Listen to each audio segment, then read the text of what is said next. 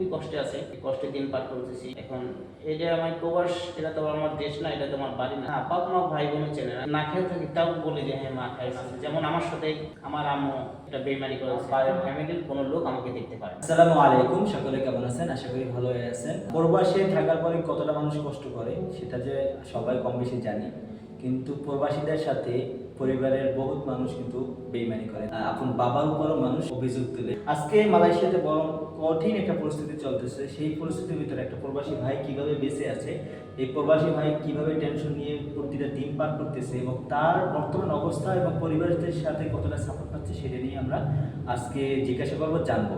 ভাই, মালয়েশিয়াতে আপনি কতটা দিন আছেন? আমি মালয়েশিয়াতে দীর্ঘদিন 2017 সালে আসছি। 7 বছর পড়ছে ভাই, 7 বছর রানিং যাচ্ছে। এবং আমি তো জানি আপনি মালয়েশিয়ার আগেও জর্ডানে ছিলেন, সেখানে কত বছর ছিলেন? আমি সেখানে 3.5 বছর ছিলাম ভাই। 3.5 বছর থাকার পর আমি দেশে ছুটিতে আসার পরে সেই জায়গাটা আমার তাহলে অলমোস্ট বলতে গেলে 10 বছরের অতিক্রম হ্যাঁ, হয়েছে। 10.5 বছর। আপনি এখন বর্তমানে তো আপনার কাজ নাই, তাই না? হ্যাঁ, বর্তমানে আপনার এখন ডিউটি নেই। এখন বর্তমানে আমি রুমে বসা আছি। এই সময়টা আপনি কিভাবে ফেস করেন? এই সময় এখন মনে করেন এটা আমার পরিবেশ হিসাবে আমার মাইনে নেওয়া লাগবে, ঠিক আছে। মানে খুবই কষ্টে আছে, কষ্টে দিন পার করতেছি। এখন এটা আমার প্রবাস, এটা তো আমার দেশ না, এটা তো আমার বাড়ি না। যে হয়তো আমি না খেয়ে আছি, আমার ভাই ব্রাদার আছে, সে আমাকে মুখ করতেছে, কি সে আমাকে হেল্প করতেছে, এরকম হেল্প করার মতো লোক নেই প্রবাসে। কেউ কেউ চেনে না, না বাপ মা ভাই বোন চেনে না, সবার বাপ মা তো সমান না। সমান। আবার আমরা প্রবাসীরা এমনই একটা লোক, যত কষ্টে থাকি বাড়ির লোক যদি ফোন দেয়, তাহলে যদি না খেয়ে থাকি তাও বলে যে হ্যাঁ মা খাইছি, কি হ্যাঁ বাবা খাইছি, কি হ্যাঁ ভাই খাইছি। আমরা খুব সুখেই আছি, কিন্তু আমরা তো কখনো বাড়ির লোকজন টেনশন করতে দেই না। কিন্তু আমাদের বাড়ির লোকজন কি করে, বাড়ির লোকজন হতে মনে করেন আছে। যেমন আমার সাথে আমার আম্মু এটা বেইমানি করেছে। আপনার মা? হ্যাঁ, আমার মা আমার সঙ্গে আমার একটা বেইমানি করেছে। আমরা দুইটা ভাইয়ের ভিতরে ছোট ভাই বাড়িতে থাকে, ঠিক আছে। ছোট ভাই বাড়িতে থাকতো, তো আমি মালয়েশিয়া আসার পরে ওইকে আমি আমার টাকা পয়সা দিয়ে ওইকে আমি সিঙ্গাপুর পাঠাইছি। তখন সিঙ্গাপুর যে আপনার ছোট ভাইকে আপনি সিঙ্গাপুর পাঠিয়েছেন আপনার টাকা পয়সা দিয়ে? হ্যাঁ, আমার টাকা পয়সা দিয়ে আমি সিঙ্গাপুর পাঠাইছি। কিন্তু ছোট ভাই খুব সুখে আছে বর্তমান, কিন্তু এখন পারে মানে ফ্যামিলির লোকজন এখন আমাকে দেখতে পারে না।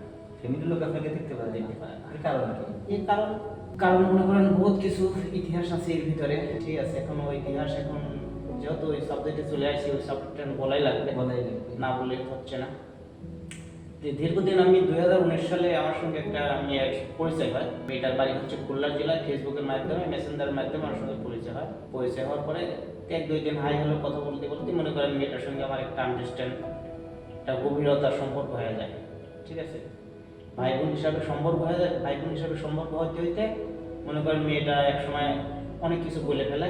মেয়েটার আমি আবেগে পড়ে যাই, একটা ভালোবাসার ক্ষেত্রে। হ্যাঁ, ভালোবাসার একটা সম্পর্কের দিকে আমি চলে যাই। সম্পর্কের দিকে চলে যাওয়ার পরে মেয়েটার সঙ্গে আমি দীর্ঘদিন 4-5 মাস কথা বলার পরে মেয়েটার সঙ্গে আমার মোবাইলে নিতে ভিডিও ফোনে আর কি বিয়েতে আমি বিয়ে দেবো। 2020 সালের প্রথম মাসের 10 তারিখে বিয়ে হয়? হ্যাঁ। আপনি দেশে গেছিলেন নাকি? না, দেশে যাইনি আমি, মোবাইল ফোনে মালয়েশিয়ায়। আমি তখন অনলাইন জব করি। মেয়েটার সঙ্গে আমার বিয়ে হয়। বিয়ে হওয়ার পরে মনে করেন ভালোই আর কি টাকা পয়সা দিয়েছি, 10 লাখের মতন টাকা দিয়েছি। তো এই 10 লাখ টাকা দেওয়ার জন্য এখন মেয়েটা আমাকে টোটাল 10 লাখ টাকা দিয়েছে। একসাথে না, ওই 3 বছরের ভিতর মনে করেন আর কি, মনে করেন সংসারে যেরকম চাইছে সেরকম আমি আর কি দিছি। আর একবারে টাকা দিছি না, আমি একবারে 50,000 টাকা দিছি। ওইটা আমার ডকুমেন্ট আছে। ওই টাকাটা আমি ব্যাংকের মাধ্যমে দিছি, ওটার আমার ডকুমেন্ট আছে সব কিছু। পরে এতদিনে কি আপনার মা বাবার সাথে সম্পর্ক ভালো ছিল? হ্যাঁ, মা বাবার সাথে তখন আমার সম্পর্ক ভালো ছিল। তো তখনই ওই মেয়েটা আমার সঙ্গে মনে করেন একটা ঝামেলা সৃষ্টি করলো। তো তখন আমি মনে করেন আমার বাড়িতে আমি জানাই, বাড়িতে জানানোর পরে বাড়ির লোকজন মুভ করতে চায়, কিন্তু ওই মেয়ে তখন রাজি থাকে না। মানে বাড়ির মানুষ চাইছিল যে আপনি মেয়েকে উঠাই নিয়ে দেবেন? হ্যাঁ, মেয়েকে উঠে নিয়ে যাবে। তারপরে এক পর্যায়ে বাড়ির লোকজন রাজি হওয়ার পরে আবার কিছুক্ষণ 2-3 মাস পর আমার বাড়ির লোকজন মনে করেন অরাজি, ঠিক আছে। হ্যাঁ, তখন শুনতে পারে না। ওই মেয়েটার একটা বিয়ে হয়েছিল, একটা বাচ্চা আছে, ঠিক আছে। আমি বাচ্চা সহকারে বিয়ে করছি, এটাই হচ্ছে আমার অপরাধ। আর এই জন্য আমার বাড়ির লোকজন কখনো মানি নেয়নি, ঠিক আছে। এই জন্য আমার বাড়ির লোকজন সব মনে করেন কেউ মানি নেয় নাই। লাস্টে বাড়ির লোকজনের জন্য ওই মেয়েটা বিচ্ছিন্ন হয়ে যায় আমার সঙ্গে থেকে। বিচ্ছিন্ন হয়ে যাওয়ার পর তখন আমি বাড়ির লোকজনে বলে দিই, দেখো এই মেয়েটা যদি আমার থেকে চলে যায় দূরে সরে, তাহলে কিন্তু আমি জীবনে আমার লাইফে আমি কখনো আমার বাড়িতে মুভ করবো না। আমি যদি মারা যাই প্রবাসেই মারা যাবো। যদি বাংলাদেশে থেকে মারা যায় তাহলে আমার লাশ দেখতে পারবো না। যদি প্রবাসী থেকে অবস্থায় দিয়ে মারা যায় তাহলে আমার লাশটা হয়তো আমার বাড়িতে যাবে। কারণ প্রবাসের ডকুমেন্ট, পাসপোর্টের ঠিকানা হচ্ছে বাড়ি। সেই হিসাবে আমার লাশটা বাড়িতে যাবে। হ্যাঁ, এই জায়গা থেকে আমার পরিবারের সঙ্গে আমার সম্পর্ক। আচ্ছা, আপনি আমাকে একটা বলছিলেন যে পরিবারকে আপনি কত টাকা পাঠিয়েছিলেন? আমি পরিবারে গিয়ে যাবত মনে করেন টাকা দিছি, আমি জড়ান যখন ছিলাম তখন আমি 18 লাখ টাকা দিছি পরিবারে। পরিবারে এটা কিভাবে হ্যাঁ। দিয়েছেন? এটা ব্যাংকের মাধ্যমে আমার আম্মুর অ্যাকাউন্ট নাম্বার আছে, সেই অ্যাকাউন্ট নাম্বারে আমি। আপনার অ্যাকাউন্ট নাম্বার নেই? আমার অ্যাকাউন্ট নাম্বার আমি রাখিনি, কারণ আমি তাকে তো, সে তো আমার জন্ম দিয়েছে। মা?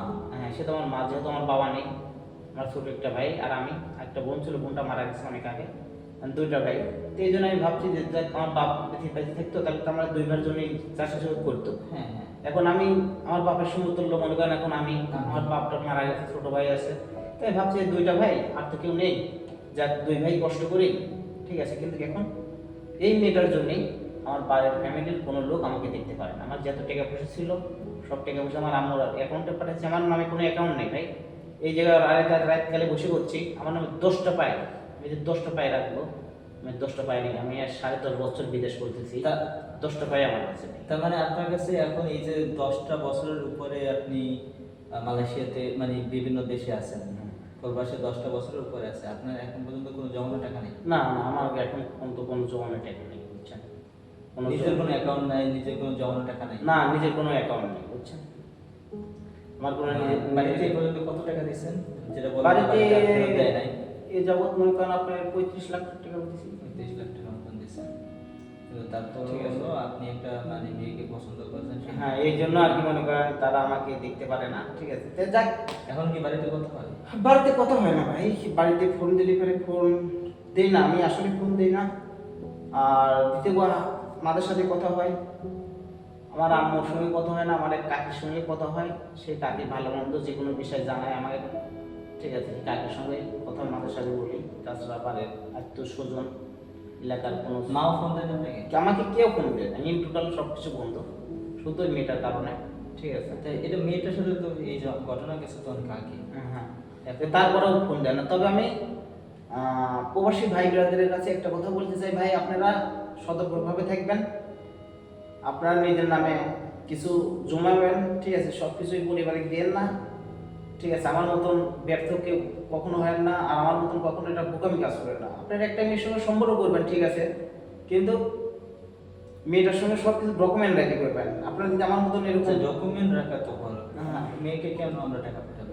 মেয়েটার টাকা দিছি এই জন্য ভাই, মনে করেন যেহেতু সে আমার স্ত্রী, তাকে আমি বিয়ে করছি, বিয়ে করছেন। ঠিক আছে।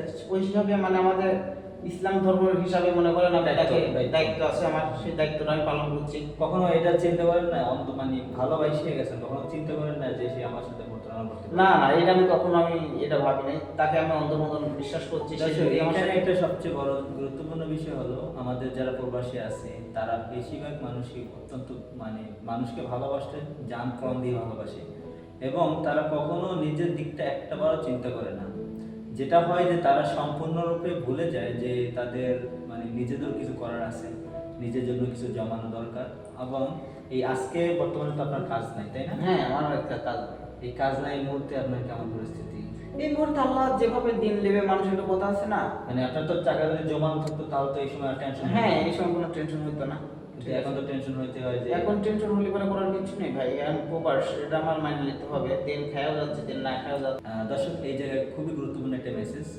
দেখেন, নিজের হাতে টাকা থাকলে অন্তত কিছুদিন, যদি 1টা মাস 2টা মাস অথবা 3টা মাস যদি নিজের মতো চলতে পারে, তার ভিতরে কাজ সাধারণত 3 মাসের ভিতরে কাজ হয়ে যায়। হ্যাঁ হ্যাঁ, 3 মাসের বেশি সাধারণত কেউ বসে থাকে না। ভাই যেটা মেসেজ দিছে, সবাই যেন নিজের জন্য কিছু টাকা হলেও জমান, পরিবারকে দিবেন, আপনি আপনার জায়গা থেকে তাদের দায়িত্ব পালন করবেন, কিন্তু নিজেরটা উজ্জ্বল করে দিয়ে না, আপনার নিজের জন্য কিছু রাখবেন।